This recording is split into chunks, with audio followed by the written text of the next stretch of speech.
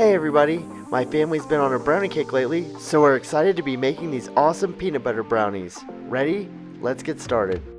And here's the list of ingredients that can also be found in the video description. Step 1. Preheat your oven to 350 degrees Fahrenheit and prepare an 8x8 inch baking pan with parchment paper. Now it's time to melt some butter.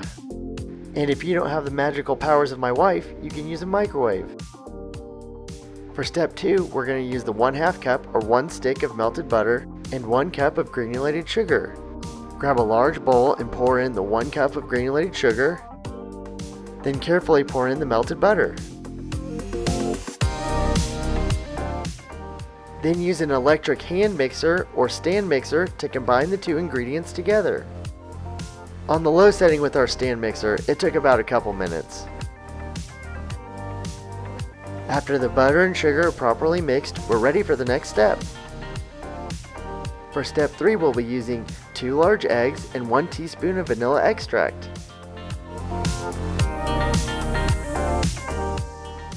Pour in 1 large egg, and when it's fully incorporated, pour in the next large egg.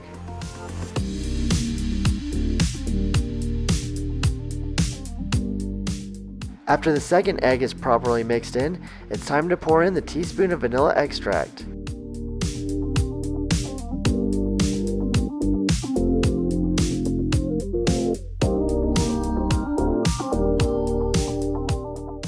Once the vanilla extract is mixed in, we're ready for the next step. For step 4, we'll be using 1/2 cup of all-purpose flour, a 1/2 cup of unsweetened cocoa powder, a 1/4 teaspoon of baking powder, and a 1/4 teaspoon of salt. In a separate medium or large bowl, first add in the all-purpose flour, then the cocoa powder, then add in the baking powder and salt. When all these dry ingredients have been added, combine them with a whisk. Make sure to whisk it really well.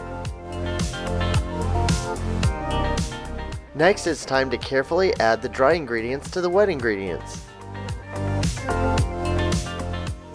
Now mix the dry and wet ingredients together using an electric hand mixer or stand mixer.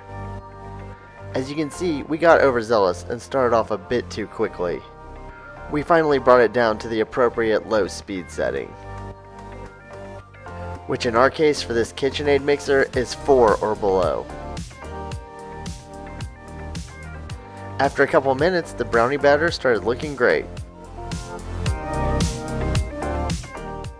And then we were ready for the next step.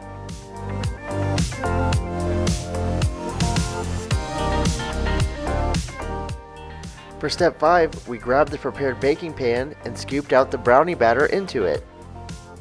My wife did a much better job than I could possibly do and made it look easy. She used a spatula to spread the brownie batter out evenly. This part took both of us, but we were finally able to get it even. And then we were ready for the final ingredients. For this 6th step, we grabbed a separate medium bowl, 1 teaspoon of vanilla extract, a 1/2 cup of peanut butter, a 1/4 cup of powdered sugar, and a 1/4 cup of milk. We added in the peanut butter first,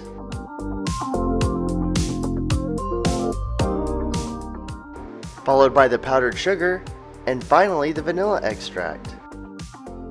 The resulting mixture was thicker than we anticipated, which is why we added in a 1/4 cup of skim milk. After slowly mixing in the skim milk, we finally got the texture that we wanted. And this is how it turned out. For step 7, we dropped spoonfuls of the peanut butter mixture onto the brownie batter. You can use a knife to swirl it and give it a marbled effect, but we decided just to mix it in like normal. This was the easier route since the peanut butter is so thick.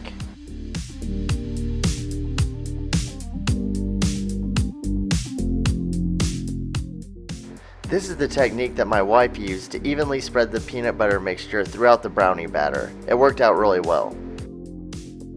Then it was time to bake for 25 to 30 minutes at 350 degrees Fahrenheit. And while the brownies are baking, it's time again for our fun goose fact. Did you know that geese need to incubate their eggs for 28 to 35 days? That's one dedicated mama goose. And now, back to the brownies. Once a toothpick comes out clean, the brownies are ready to be removed from the oven. The peanut butter brownie smell is amazing and it filled up our whole house.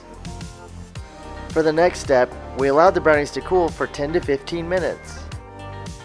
The spring-themed custom artwork in the background is actually from one of our kids.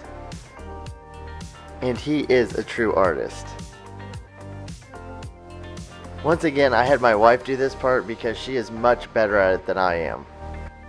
She carefully cut the brownies into 12 equal pieces. Then they were finally ready to serve. This is always the best part. This brownie recipe was another hit for the whole family. We can always tell by how long they last, and these did not last long. Some words that my family described it as include chewy, not too rich, smooth chocolate taste, and it might taste even better with chocolate chips. If you want to experiment, try adding a half cup of chocolate chips to the end of the brownie batter.